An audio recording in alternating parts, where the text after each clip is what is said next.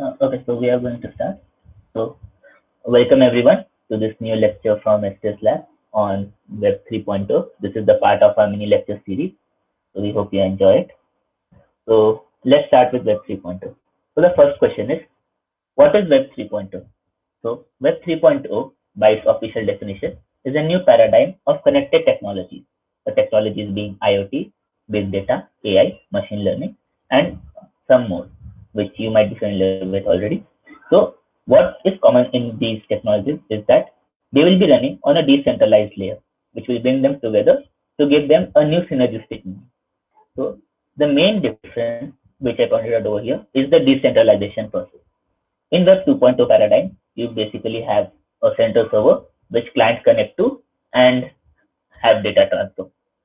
But in Web 3.0, you don't have any point of centricity. So you don't have a central server, and each system connected in this network will be a node which is interconnected with every other node and can transfer data among each other without having to worry about any central server being between them.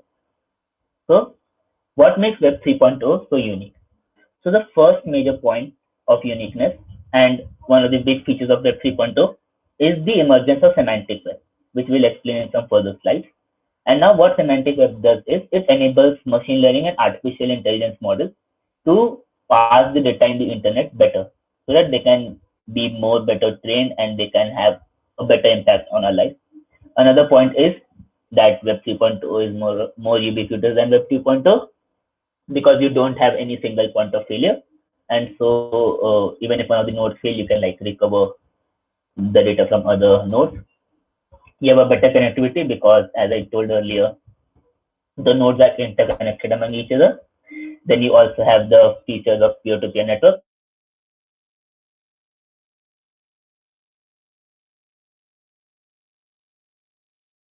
because we consider it to be a peer-to-peer network, and so you can have faster file sharing, you can have faster data transfers between them. And now, since you have so many computers interconnected in a single network, so you can easily use the compute capacity of all these computers for heavy compute purposes, such as training AI models or like developing 3D graphics, which require a high compute power, which might not be possible with a single computer. And so these are some of the mainstays of Web 3.0. And now I would like Mahak to explain the differences between Web 3.0 and 2.0. Hello everyone, I'm Meg from STS Labs. Now we will be discussing about differences between Web 3.0 and Web 2.0. These are we will discuss about following points of difference. First point is Web 3.0 is centralized while Web 3.0 is decentralized while Web 2.0 is centralized. Web 3.0 is more secure. Web 3.0 maintains data integrity. Web 3.0 is ubiquitous, and Web 3.0 introduces semantic web. Next slide. So let us consider two banks for example. XYZ is centralized bank and ABC is decentralized bank. Centralized system has a server where a single where the server has authority of data of all the clients.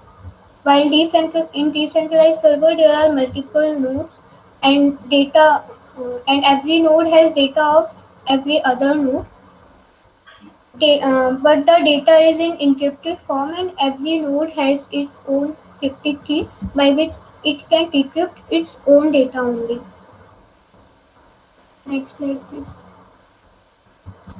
So, other point of difference is Web 3.0 is more secure. Now we will look how Web 3.0 is more secure. Let's consider a hacker who wants to hack a bank. In a centralized system, if the hacker is able to attack the server successfully, then he will have access to data of all the clients and he can make changes in data. But in decentralized system, we have multiple nodes. So even if the hacker is able to attack any single node, then he will have access to data of only one node. And even if he make changes in data of that one client, then the client will be able to access his data from other nodes. And it is it is almost impossible to hack these many number of nodes. So your data is secure in Web 3.0. Next slide, please. Now, Web 3.0 maintains data integrity.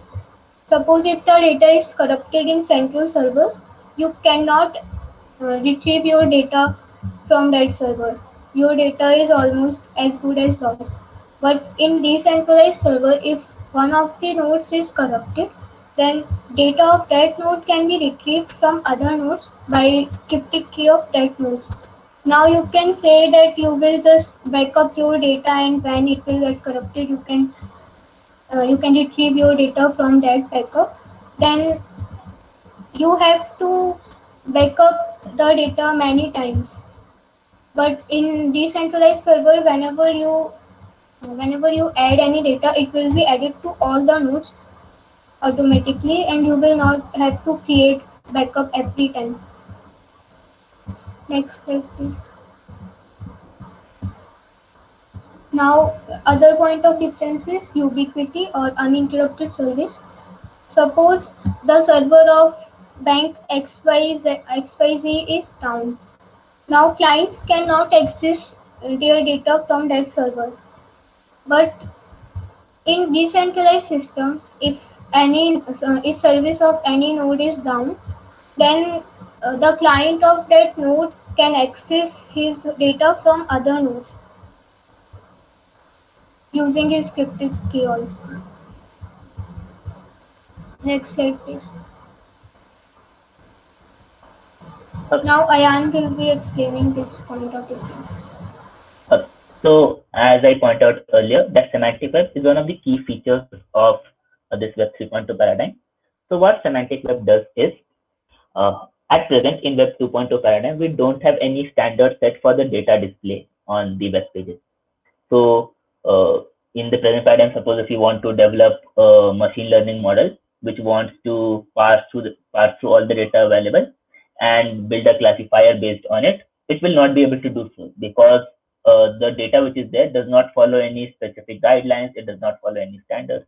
So the World Wide Web Consortium, more commonly known as W3C, decided to make some standard for this Web 3.0, and that is that you can generate your content in blocks, where each block can be identified with some particular classifiers and parameters, so that if you develop a machine learning model based on it, you can easily the machine learning model can easily learn from that classifier. And so there is a very popular quote from this Tim Berners-Lee. So I would like to read it out for better understanding. So, I have a dream for the web in which computers become capable of analyzing all the data on the web, the content, links, and transactions between people and computers. A semantic web which makes this possible has yet to emerge, but when it does, the day-to-day mechanisms of trade, bureaucracy, and our daily lives will be handled by machines talking to machines. The intelligent agents people have touted for ages will finally materialize. So what Tim Berners-Lee wants to say through this message is that in Web 3.0 paradigm, where our machines will be able to go through a website, do all our day-to-day work in these websites. So now every person on the internet will have their own personal assistant, their own PA, who will be doing trading on their behalf, who will be sending messages on their behalf, and vice versa. On the other end, machines will be receiving those messages, machines will be working on those messages, and so the process will become fully automated, and people won't have to individually do those tasks, and thus come the advantage of semantic web. And so we come to the next topic. The next topic, which is quite interesting, is Bitcoin. So what are Bitcoins actually? So Bitcoins were one of the first cryptocurrency which were developed on the blockchain framework. They were developed by a group of people known as Satoshi Nakamoto, whose identity is still not confirmed. So what was the motive behind developing Bitcoins? Those people thought that the present mode of currency, which has a physical form, is not secure to malpractices such as money laundering and money misplaced. And so what they wanted to do is they wanted to create a form of currency which will exist in a cryptographic form, and which is more secure than the present currency, which has a physical form. And so, hence came Bitcoin. One of the key features of Bitcoin is again that it is more secure, and that you can partially transfer a Bitcoin. So you can like send 0.5 of a Bitcoin, or you can send like a quarter of a Bitcoin to another person. And now we come to blockchain. So blockchain is the framework on which Bitcoin was developed. So what a blockchain is basically? So a blockchain is a distributed ledger. So now how can you understand a distributed ledger is a ledger is basically a record of transactions, and a distributed ledger is that this record of transactions is distributed among all the nodes which are present in your network.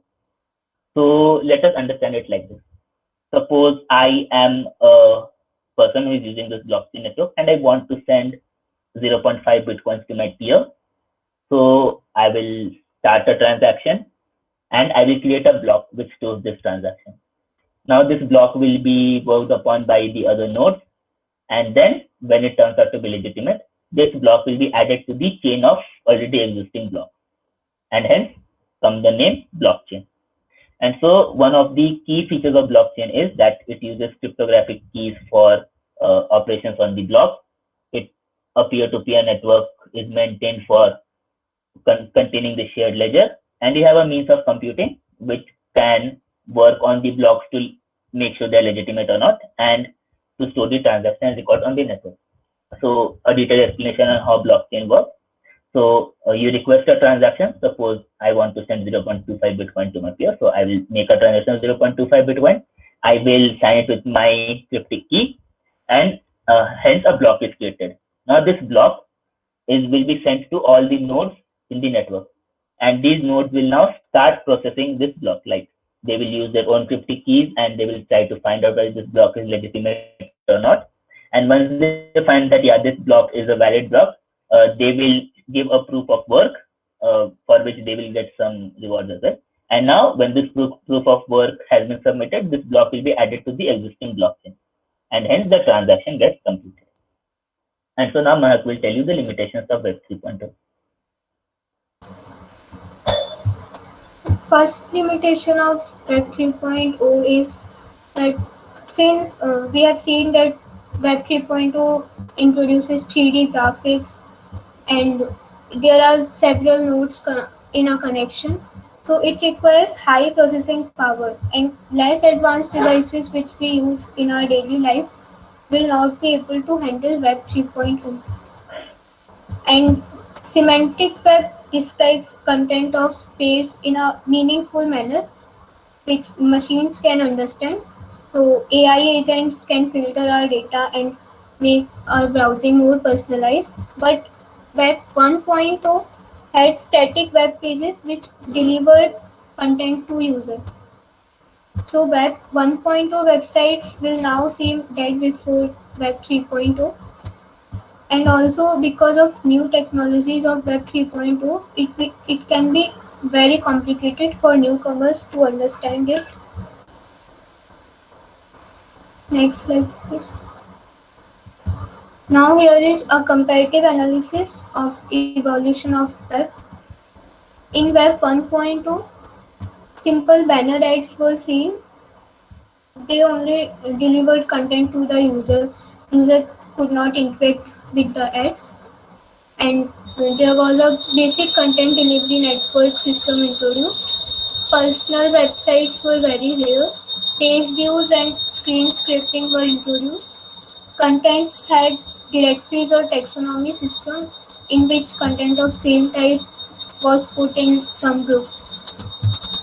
In Web 2.2, we have more interactive ads. User can interact with the web pages in Web 2.2. B2B and P2P file sharing protocols were invented. Blogging system became extremely popular, and now personal websites are more often. Post per click and web services replaced the older methods. Web 2.0 has introduced tagging system which replaced taxonomy system of Web 1.0. In Web 3.0, because of semantic web, Machine can understand meaning of data of web pages. So now artificial intelligence can personalize the ads. Cloud-based file sharing system is introduced in Web 3.0. Semantic web will take place of Wikipedia. User-centric live streams will replace blogs because of peer-to-peer connection. Artificial intelligence-based search engines will sort out the search results. P2P engagement will replace their ancestors. Thank you. Yeah, we are Anybody else? open for questions now. You can post your questions in the chat as well.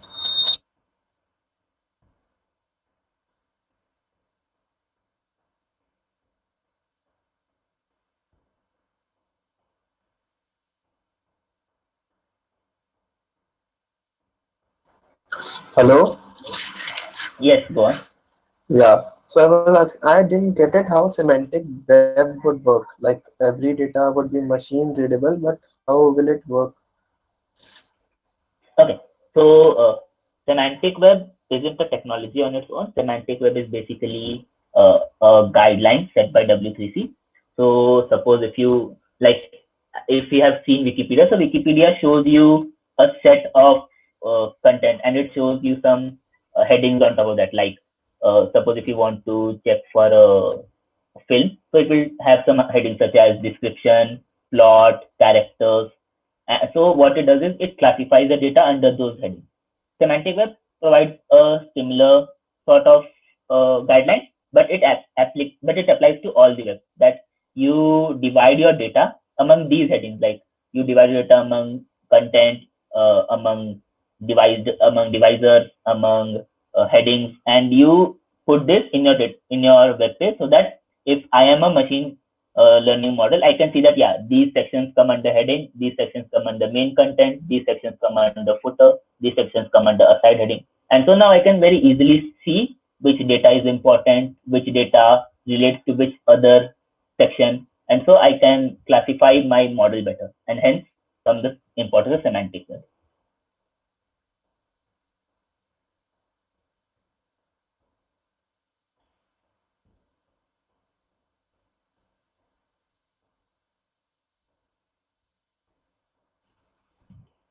How is this Web 3.0 implemented? Like there are so many websites and like every website would take this up independently by themselves. Like how is this implemented? Like Uh, you're saying every website would part their data under some headings. okay. So, yeah. Hello? Okay. So, Web 3.0, hello, Hello? can you hear me? So, what happens with Web 3.0 is Yeah, yeah, yeah. the implementation is as such that all the systems which are like in a normal Web 2.0 system, what you do is you have a server somewhere, uh, like you have some big corporations such as AWS and Azure, and you have a server and you host your website on their server. What will happen in Web 3.0 is that you won't have these servers. You will have these nodes, and your website will be stored in some of these nodes in cryptic format, so that when you send your own cryptic key, then only you can access your website data. So your website will be stored within these nodes, and then you can access these nodes through the normal method which you do. But the difference over here is, suppose in Web 2.0 paradigm, if your server fails, your website will be permanently down. But if suppose in this Web 3.0 paradigm, even if one of the nodes fails, your website won't be down because your website exists on various other nodes as well. And so your client would be able to access your website from either of those nodes. Okay, so like this Web 3.0 would be adopted by these services like Azure or AWS,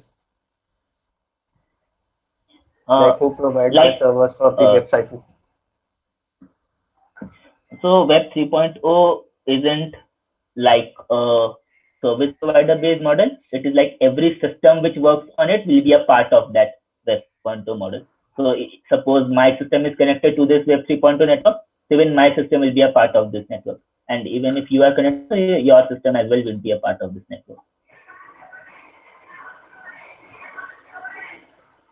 Okay.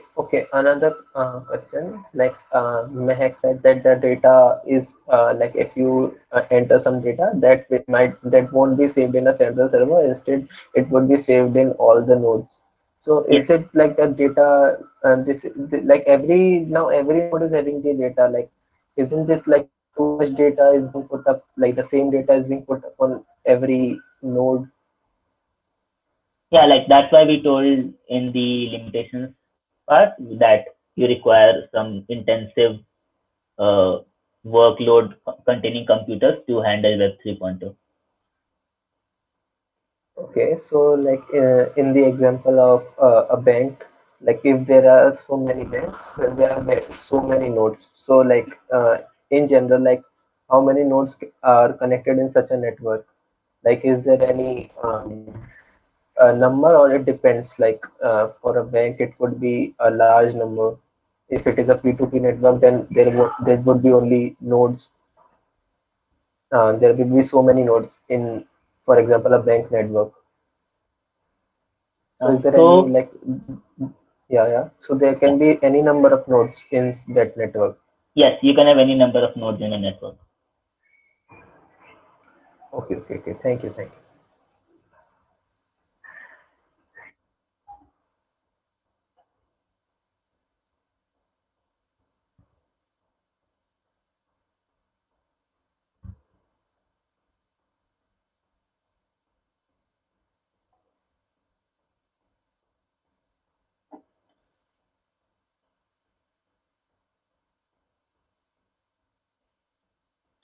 So does someone else have any doubt?